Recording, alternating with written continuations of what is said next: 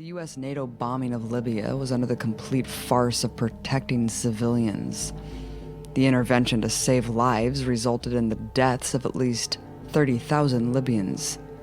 In 2010, 2,039 refugees left Libya. By 2014, as a direct result of the NATO war, an estimated 1 million Libyans were forced to flee. Entire cities, once flourishing, were destroyed by U.S. and NATO bombs. The U.S. conducted tens of thousands of strikes on civilian targets, including residential areas, government buildings, water supply, and electrical facilities. The freedom fighters who the U.S. insisted should ascend to power have thrown the country into sectarian disaster, with no functioning government and widespread ongoing violence. But as Libyans fled, oil giants triumphantly bragged on the cover of Bloomberg just after the sick lynching of Muammar Gaddafi. The country that once had the highest human development index in all of Africa finally became an open market to be devoured. Only the leaders of the operation that destroyed Libya and the financial giants looting it can be considered responsible for the 1 million refugees. Not only are they completely unaccountable, but they boast about it in front of the world. Afghan people make up the second largest refugee population in Europe and the world. For the past 35 years, millions of U.S. taxpayer dollars helped make Afghanistan a leading country of origin for refugees, giving a lifeline of money and weapons to extremist religious groups that ended up conquering the country as the Taliban. In 2001, millions of Afghans began fleeing their homes, fearing the wrath of the U.S. military. People who had absolutely nothing to do with the 9/11 attacks were carpet-bombed and invaded. In Afghanistan, 3.7 million have been made refugees since the U.S. invasion and occupation. The government backed by the U.S., who U.S. soldiers are asked to die to keep in power, are corrupt warlords of the worst kind, responsible for violence and theft, causing more refugees. After having the great misfortune of being born in a strategically valuable region of the world, the people of Afghanistan have been trampled into one of the poorest countries in the world, and the second most impoverished in all of Asia. The decision by the U.S. elites to keep a guaranteed magnet for war is a sentence of fear and danger on all innocent Afghans who happen to live where the U.S. decides to plant a base. While the U.S. government is spending $218 million a day on the war in Afghanistan, it is exempt from responsibility or compensation for the misery it's created.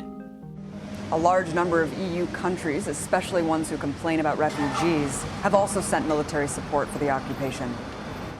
Since the U.S. invasion and occupation of Iraq in 2003, 5 million Iraqis, an insane 20% of the population, became refugees, fleeing gross human rights violations. On top of the Bush administration launching an illegal invasion and occupation of Iraq, it also unleashed WMDs against the civilian population. It's well documented the use of white phosphorus, cluster bombs, and other internationally banned munitions on civilians. The U.S. also terrorized the population with its torture chambers. According to a 2006 UN report, bodies of dead detainees often bared signs of severe torture, including acid-induced injuries and burns caused by chemical substances, missing skin, broken bones, missing eyes, missing teeth and wounds caused by power drills and nails. Stories of these horrors alone would lead to thousands of people fleeing the country out of fear of being arbitrarily arrested and tortured. The U.S. occupation also intentionally divided Iraq along ethno-sectarian lines. This forced shredding of the country is the main cause of today's ISIS disaster. Millions fled this horror. An unparalleled 1 million Iraqis lost their lives during an 8-year slaughter. All of these are war crimes under international law.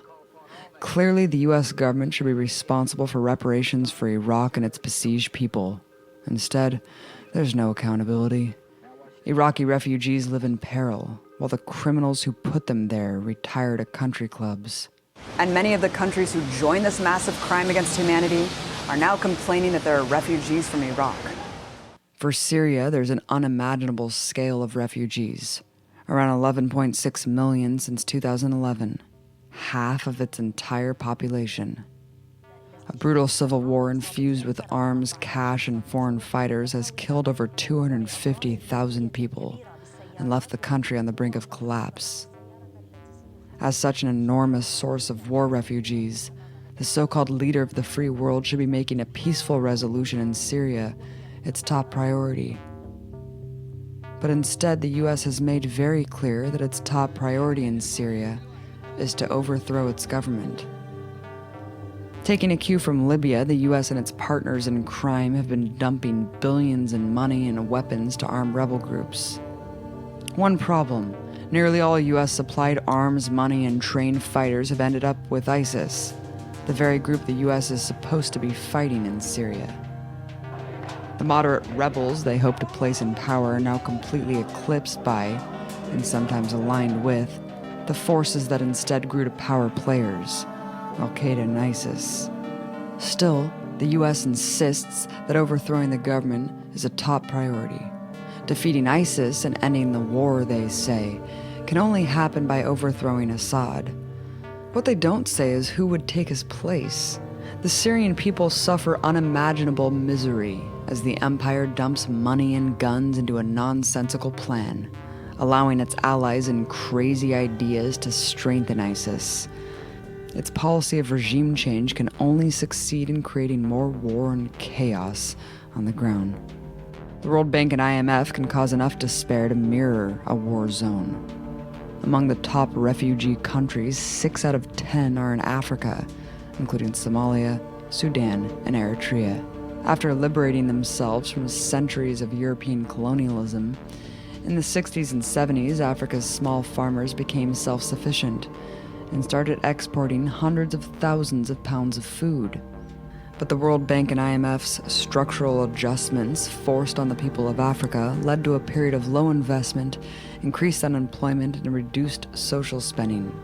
Profit-making measures for big corporations decimated Africa's agricultural system. Today, the continent is known for famine and hunger. It must import 25% of its food. Refugees from Eritrea seeking asylum in the EU increased threefold in 2014. I sat down with Professor Saskia Sassen, sociologist and expert in human migration. I think that we have had many different phases in the history of migration. And for a very long time, the migrant was the person who was strong, willful, maybe an idealist, who went in search of a better life, leaving a home behind, a place to return to. The difference today is that there is also that element, the migrant, the refugee, but there is a deeper, darker story in the making, which is, for one, there is no place to go back.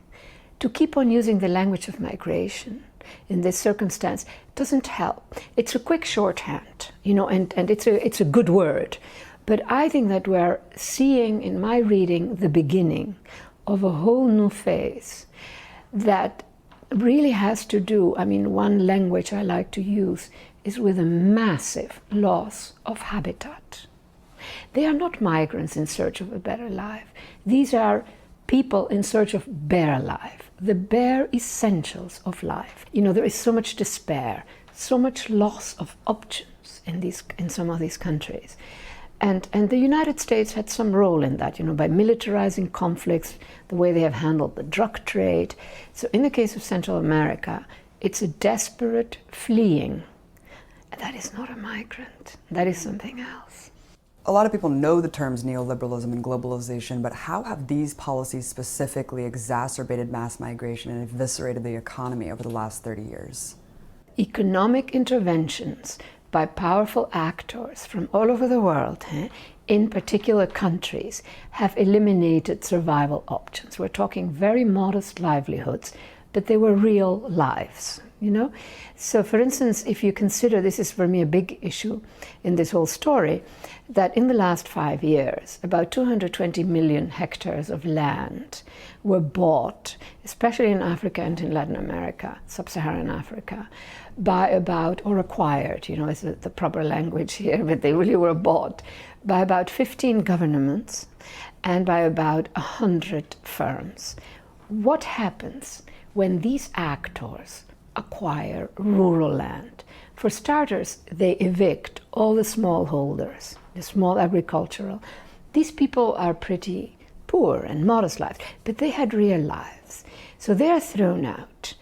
When they are thrown out, they also throw out sort of cultures of knowledge about how to make earth have a long life, rather than killing it with pesticides and fertilizers. Secondly, they evict faunas and floras. A plantation means you go back to ground level, and then you deploy so many toxic elements that even those who are not affected directly feel that their land is poisoned, their water is poisoned by too many, chemicals.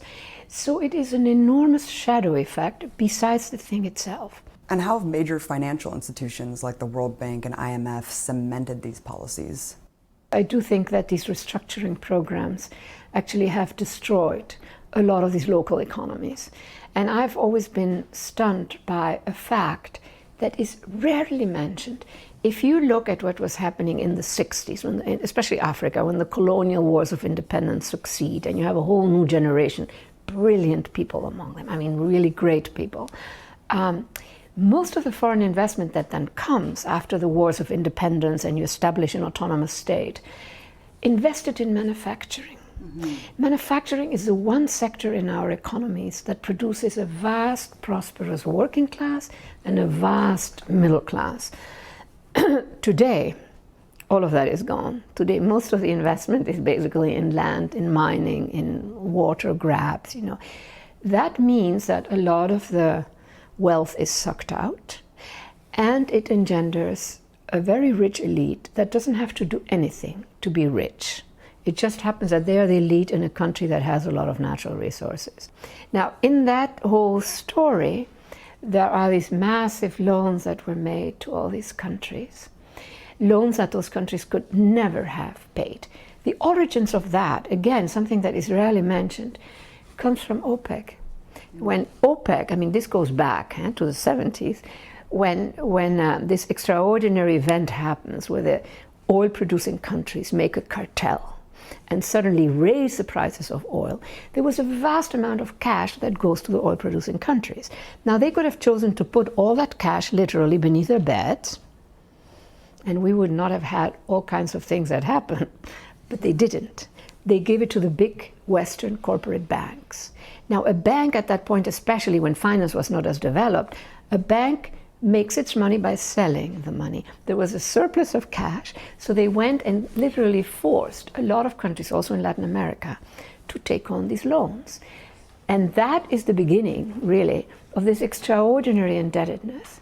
That indebtedness also makes for leaders, who they are like enslaved to this regime. I have all the figures, and they have spent more money on paying the debt than on education, on health. So that was, and then comes this predatory elite linked to the fact that you have natural wealth. It couldn't be a worse mix.